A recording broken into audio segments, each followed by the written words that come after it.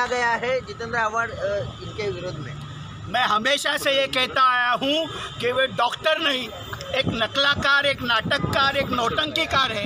आज महाड़ जब वो आंदोलन करने गए थे तो परम पूज्य भारत रत्न बोधिसत्व डॉक्टर बाबा साहब अम्बेडकर जी का जो चित्र था वो उन्होंने फाड़ा और वो पैरों के पास फेंक दिया।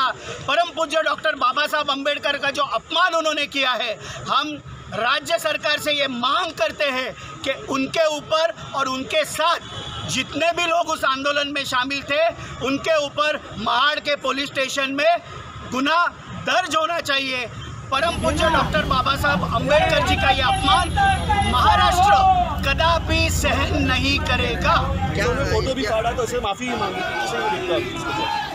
वो हमेशा से नाटक करते आ रहे हैं। मनुस्मृति का विरोध राष्ट्रवादी कांग्रेस पार्टी भी करती है। हमारे राष्ट्रीय अध्यक्ष, राज्य के उप मुख्यमंत्री माननीय अजीत दादा पवार साहब ने स्पष्ट कर दिया था कि मनुस्मृति के श्लोक किसी भी परिस्थिति में पाठ्यक्रम में नहीं आएंगे, पर जिनको नौटंकी नाटक करने की आदत है उनके दिल में क्या है वो फोटो फाड़ते में साफ दिखाई देता है। इसलिए वो अब कितनी भी माफ़ी मांगे, महाराष्ट्र और महाराष्ट्र का तमाम दलित और बहुजन समाज, पुरोगामी समाज उन्हें माफ़ नहीं करेगा।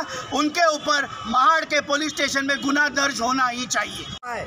तसं जितेंद्र आव्हाडची परिस्थिती झालेली आहे आणि तुम्ही जे नाटकीय आंदोलन करा गेले आणि त्या नाटकमध्ये ते सिद्ध झालं आणि त्यांनी परमपूज्य डॉक्टर बाबासाहेब आंबेडकरांचा अपमान केलेला आहे। परांजपे साहेबांनी जसं सांगितलं, आम्ही तातडीने महाड तिथे रायगड एसपीला फोन केलेला आहे आणि महाड पोलीस स्टेशनला तातडीने गुन्हा दाखल करण्यात यावा, असा आपली अपमान सहन करणार नाही। म्हणजे जे फोटो तुम्ही हातात ठेवलेले आहे परमपूज्य डॉक्टर बाबासाहेब आंबेडकरांचा, तुम्ही विसर पडलाय तर कोणाचा फोटो पाडतायत, काय पाडतायत, म्हणजे किती नाटक त्यांच्या डोक्यात आहे आणि किती गुर्मी आहे ते दिसली आपल्याला। म्हणून महाराष्ट्रातली जनता पुरोगामी विचार मांडायचं आणि पुरोगामी विचार मांडत असताना आपण कसे कृत्य करायचे हे सिद्ध होतं।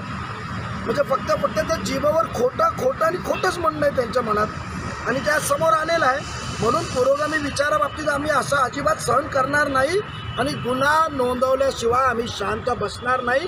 आणि जेवढे फोटोमध्ये आहेत सर्व ठाण्यातून घेऊन गेलेली लोक आहेत त्यांच्यावर गुन्हा नोंदवला पाहिजे।